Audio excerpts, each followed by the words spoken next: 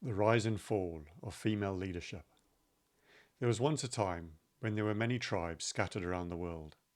Humanity was slowly evolving into a new species, getting more advanced skills and developing different languages. In this time, women were always the leaders of the tribe. The reason is that their minds and wisdom were more powerful than the men who were physically strong. The role of the men was to hunt and protect the tribe.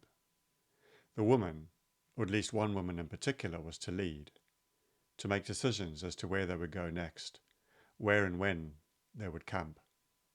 Women were also manipulative, because generally men were as not advanced as them, as they had very few needs, mostly sex, food, and sleep. Women were evolving more quickly than their male counterparts. They had to use their knowledge and brains to survive in a harsh and dangerous world. They needed wit and charm above physical strength and skill. They could not match men in physical fight, and so they had to find ways to defend themselves and survive and even thrive. They did this through their leadership. They understood the power they possessed over men. They understood their skills at negotiating and getting what they needed. They did not immediately resort to violence as their men did.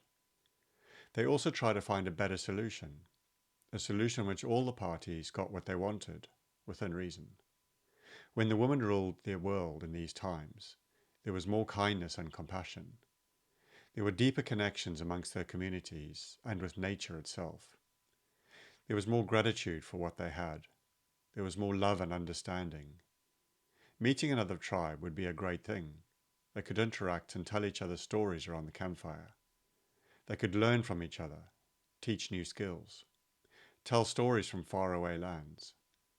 In these times where women were leading, evolution was more rapid. There was more harmony with everything around them.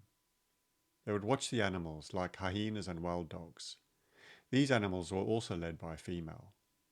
She would be the one having the pups, making decisions, and often leading the hunting parties. They didn't lead by physical strength, but they led by respect and wisdom. They proved their knowledge time and again. The males in these packs understood that they could not live by themselves without any females. They understood they needed the females and their knowledge, and most importantly, the gift of new life to continue their species. And so it was with humanity. There were respect for the same things, as with the hyenas and wild dogs and elephants.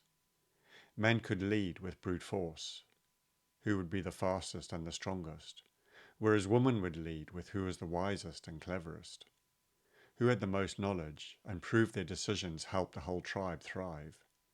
The males understood this and recognized their place in the packs and tribes. They got to do things they loved, hunting, exploring, and being useful. It is only as they evolved more that they realized they could indeed lead by brute strength. They could lead by force, and so a new era of humanity emerged. One led by violence and brutality of men, no longer in harmony with the tribe or with nature, but only survival of the strongest and the fastest. While women remained cleverer and wiser, they could still be overpowered physically. They were forced to submit.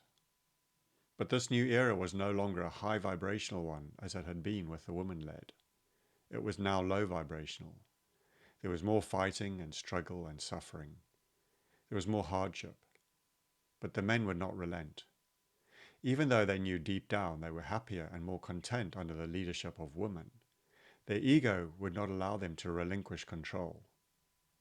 But now I wonder in these modern times, as men grow weaker and women grow stronger, is there another reversal looming in the future of humanity? Will we all go back to our ancient ways where women made better leaders? Or has too much damage been done? It is too late for this change.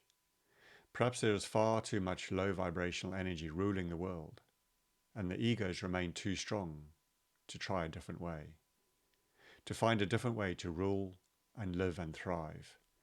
Perhaps it's too late, or perhaps in the immortal timelessness of the earth, this time will indeed come around again when the time is right. For even in the current time, the women leaders are only leading because they embrace their masculinity rather than the feminine. They lead as a man would. If we are to evolve to the next stage of humanity, We need to be led by the feminine, just as with hyenas and wild dogs and elephants and many other successful species of animals. After all, we're all connected. We are all one. Perhaps this is the strongest hope for humanity. Perhaps our women need to level up and begin to take charge. Show us all a better way of being, a better way to thrive together.